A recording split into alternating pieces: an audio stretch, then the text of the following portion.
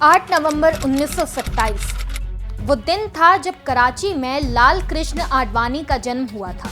ये वो शख्सियत है जिनकी रथ यात्रा ने हमेशा के लिए भारत की राजनीति को बदल दिया। जब भी राम मंदिर आंदोलन का जिक्र होगा तब तब बीजेपी नेता लाल कृष्ण आडवाणी की मशहूर रथ यात्रा की भी चर्चा होगी।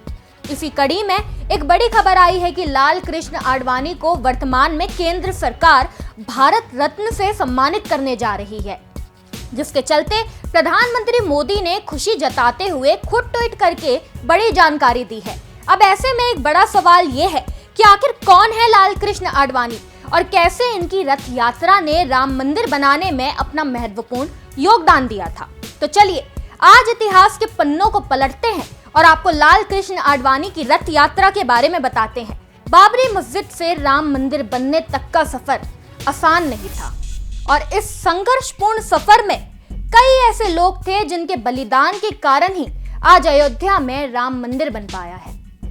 इतिहास की बात करें तो राम जन्मभूमि की लड़ाई में 1990 एक अहम पड़ाव रहा था और इस पड़ाव के केंद्र में जो थे वो थे भाजपा नेता लाल कृष्ण आडवाणी। बता दें कि अयोध्या में राम जन्मभूमि का मामला 1987 के आसपास गरमाने लगा था। हिंदू पक्ष लगातार विवादित स्थल का ताला खोलने और पूजा की मांग कर रहा था। विश्व हिंदू परिषद, राष्ट्रीय स्वयंसेवक संघ और भाजपा जैसे संगठन अपने स्तर से राम मंदिर के लिए मुहिम चला रहे थे। उस दौर में लाल कृष्ण आडवाणी भाजपा के अध्यक्ष हुआ करते थे, जिन्होंने अयोध्या में कार सेवा और राम भक्तों से अयोध्या पहुंचने का आह्वान कर दिया था। और फिर आया 25 सितंबर 1990, जब गुजरात के सोमनाथ से आडवाणी की रथ यात्रा शुरू हुई और इस रथ यात्रा ने वो किया जिसकी शायद किसी ने कल्पना भी ना की हो।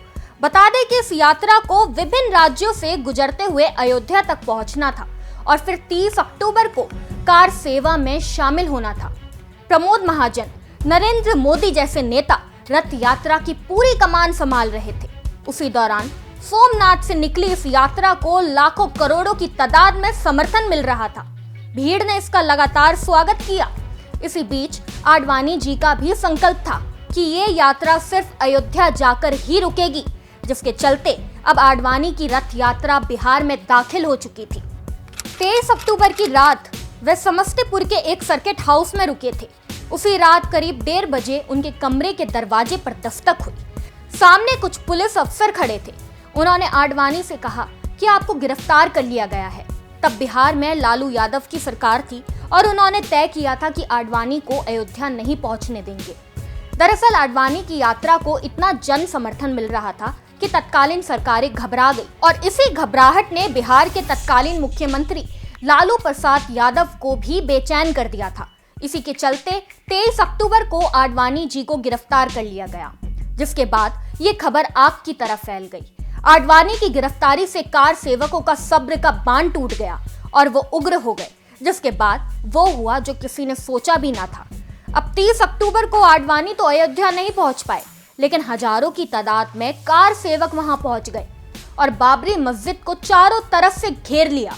जब वे विवादित बाबरी ढांचे की तरफ जाने लगे तब यूपी के तत्कालीन मुख्यमंत्री मुलायम सिंह यादव ने उन पर गोलियां चलवा दी, जिसमें कई राम भक्त वीर गति को प्राप्त हो गए।